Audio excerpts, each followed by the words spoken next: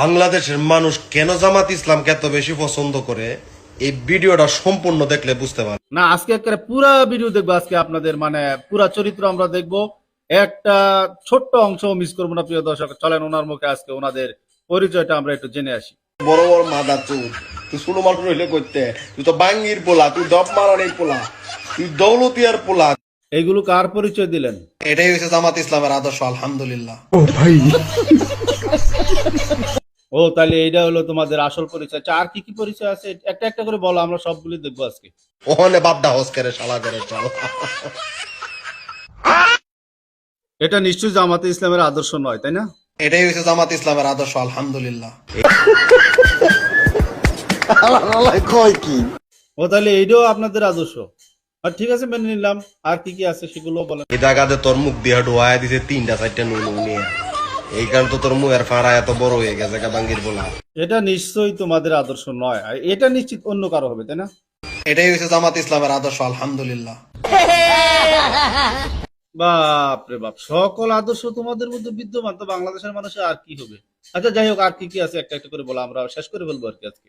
তাহলে তুইও মাগের ভূত, সারা জীবন মাগের ভূতই দেখতে যা। এটা নিশ্চিত জামাতে ইসলামের আদর্শ হতেই পারে না, কারণ একেবারে মানে আল খেল্লা ব্যবহার। এটা কি, এটাও কি তোমাদের? এটাই হচ্ছে জামাত ইসলামের আদর্শ, আলহামদুলিল্লাহ।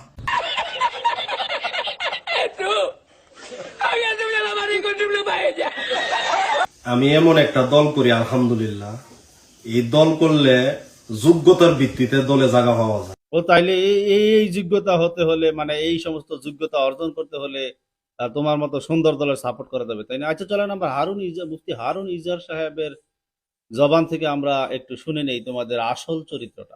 বদবাহিনীর চরিত্রটা না আমর বিল মারুফ, না নহি আল মুনকার, না নসিহা, না ইসলাম চরিত্র হনন। হাই আল্লাহ, ফুগা মারা সাত। না ভাই, খুব চমৎকার নিজ দলের পরিচয় দিয়েছেন। অনেক যোগ্যতা সম্পন্ন লোক আপনি আপনার নিজের মুখে বিশ্লেষণ করে দিলেন।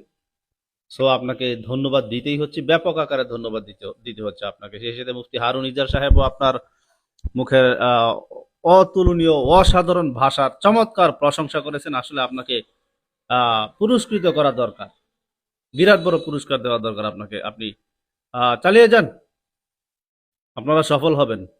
খুব চমৎকার ভাষা, এই ভাষার জন্য আপনাদেরকে পুরস্কৃত করা হবে। অসুবিধা নেই। এই ভাষা মানে আপনি যে মানে বাংলাদেশের জামাতে ইসলামের এত চমৎকার চমৎকার আদর্শ আমাদের সামনে তুলে ধরেছেন ভাই, বিশ্বাস করেন, যদি এই বিষয়গুলো আমরা না জানতাম, বা দেশের মানুষ যদি এই বিষয়গুলো না জানে যে আসলে আপনাদের কি কি যোগ্যতা আছে, কি কি যোগ্যতা হলে পরে একটা মানুষ জামাতে ইসলাম করতে পারে, কি কি গালির উপর কি কি ডিগ্রি অর্জন করলে পরে আপনি